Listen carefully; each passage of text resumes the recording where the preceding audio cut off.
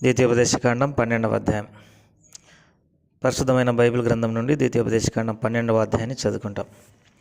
మీరు స్వాధీనపరుచుకున్నటకు నీ పితరుల దేవుడైన యెహోవా నీకు ఇచ్చిన దేశమున మీరు భూమి మీద బ్రతుకు దినములన్నిటను మీరు అనుసరించి గైకొనవలసిన కట్టడలను విధులను ఇవి. మీరు స్వాధీనపరుచుకునబో జనములు గొప్ప పర్వతముల మీదనేమి, మెట్టల మీదనేమి, పచ్చని చెట్లన్నిటి క్రిందనేమి, ఎక్కడెక్కడనైతే తమ దేవతలను పూజించిరో ఆ స్థలములన్నిటిని మీరు బొత్తిగా పాడు చేయవలెను. వారి బలిపీఠములను పడత్రోసి వారి విగ్రహములను పగలగొట్టి వారి దేవతాస్తంభములను అగ్నితో కాల్చి వారి దేవతల ప్రతిమలను కూలత్రోసి వాటి పేర్లు అచ్చట లేకుండా నశింపజేయవలెను. వారు తమ దేవతలకు చేసినట్టు మీరు మీ దేవుడైన యెహోవాను గురించి చేయకూడదు.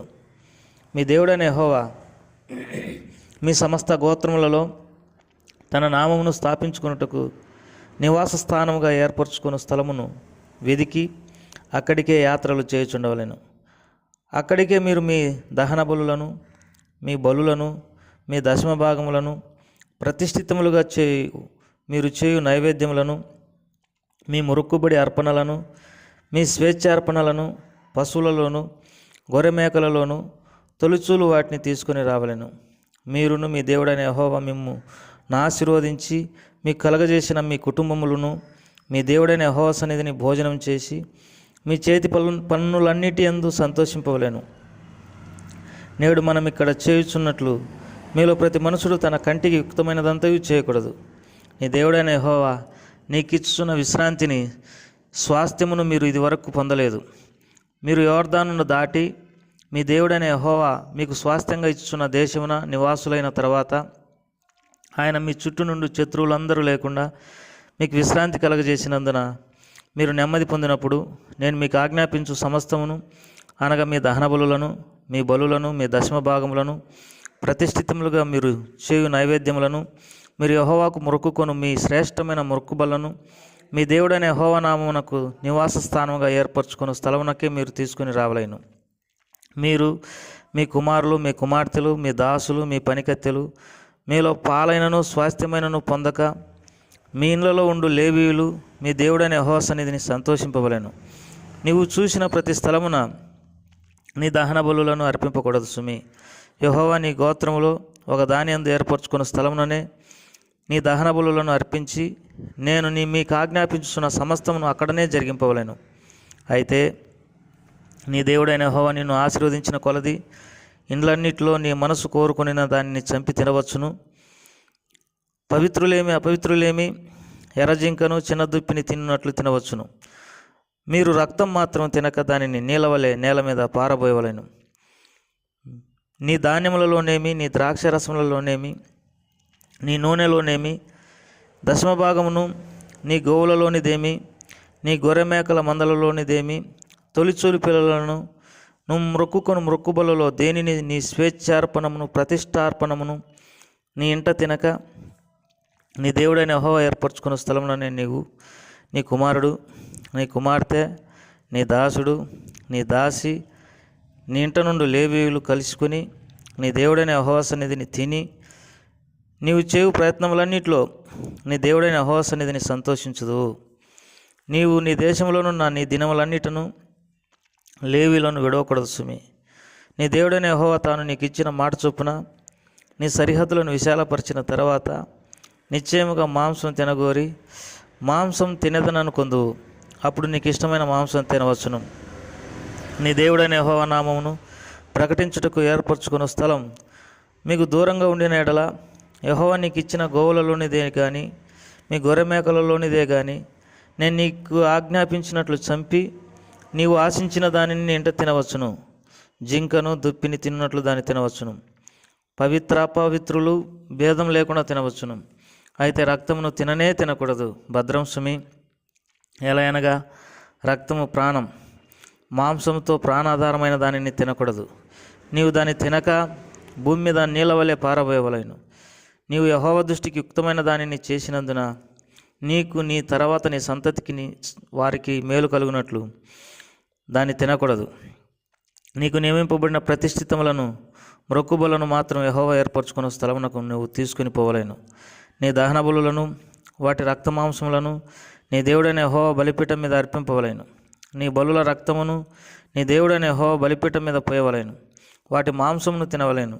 నీ దేవుడైన యెహోవా దృష్టికి యుక్తమును యథార్థమునకు దానిని నీవు చేసినందున నీకును నీ తర్వాత నీ సంతతి వారికి నీ నిత్యం మేలు కలుగునట్లు నేను నీకు ఆజ్ఞాపించున్న ఈ మాటలన్నింటినీ నువ్వు జాగ్రత్తగా వినవలేను.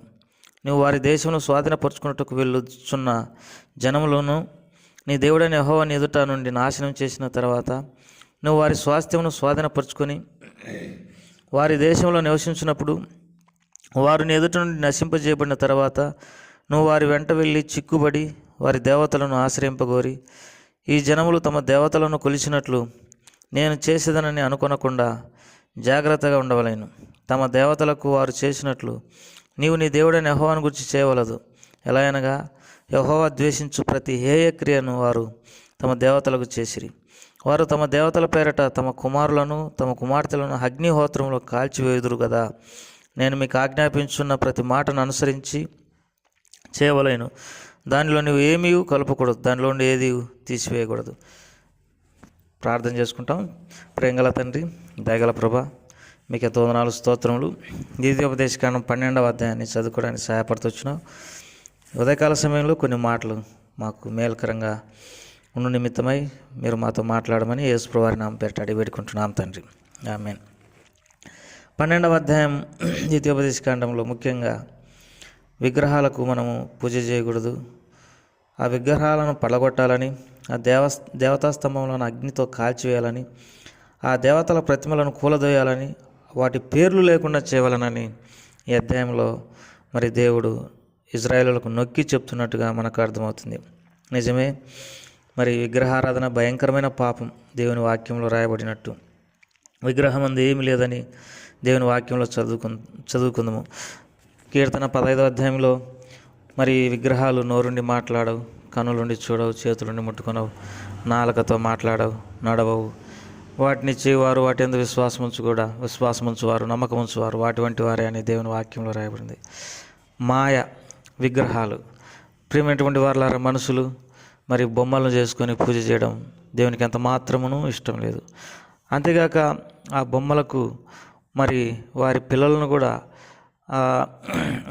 అర్పించేటటువంటి వారుగా ఉన్నారు, హేయమైనటువంటి క్రియలు చేసేటటువంటి వారుగా ఉన్నారని దేవుని వాక్యంలో రాయబడింది. మొత్తం మీద ఇది సాతాను యొక్క పన్నాగం. ఆ పన్నాగంలో దైవజ్ఞానం లేనటువంటి ప్రజలు చిక్కొని విగ్రహారాధికులుగా బొమ్మలను పెట్టుకుని పూజించేటటువంటి వారుగా, తర్వాత హేయమైనటువంటి క్రియలు చేసేటటువంటి వారుగా, మాయను నమ్ముకున్నటువంటి వారుగా, జీవం లేనటువంటి వాటిని నమ్ముకున్నటువంటి వారుగా మరి ప్రజలు జీవించడం మనం చూద్దాము. ముఖ్యంగా మన దేశంలో ప్రజలు విగ్రహారాధికులు. మరి ఈ విగ్రహారాధనను బట్టే ఈ దేశం ఎంతో మరి శాపము అనుభవించేటటువంటిదిగా ఉన్నది. అందుకే తినడానికి తిండి లేకపోవడం, కట్టుకోవడానికి బట్ట లేకపోవడం, సకాలంలో వర్షాలు లేకపోవడం, ప్రజలు హృదయంలో సంతోషం లేకపోవడం, తర్వాత అందరికంటే హీన స్థితిలో మానవులు ఈ దేశంలో జీవించడానికి గల కారణం ఏంటంటే మరి విగ్రహాలకు నమస్కారం చేసి దేవుని కోపాన్ని మరి రగిలింపజేసేటటువంటి వారుగా ఉన్నారు. లోకమందున్న విగ్రహములలో వర్షం కురిపింపగలవారు, లేకపోతే దేవతలలో వర్షం కురిపింపగలవారు ఎవరు కూడా లేరు. దేవుడే మానవులను మరి ప్రేమించి ఆశీర్వదించి వర్షము, ఋతువులు, ఆహారము, వస్త్రం ఇవన్నీ అనుగ్రహించేవారు. కానీ మానవులు ఆ సృష్టికర్త అయినటువంటి దేవుని విడిచిపెట్టి జంతువులకు, చతుస్పాద జంతువులకు, మరి పాకు పురుగులకు, మనుష్య రూపంలో ఉన్నటువంటి మానవులకు ఈ సృష్టికి పూజ చేసేటటువంటి వారుగా ఉన్నారు.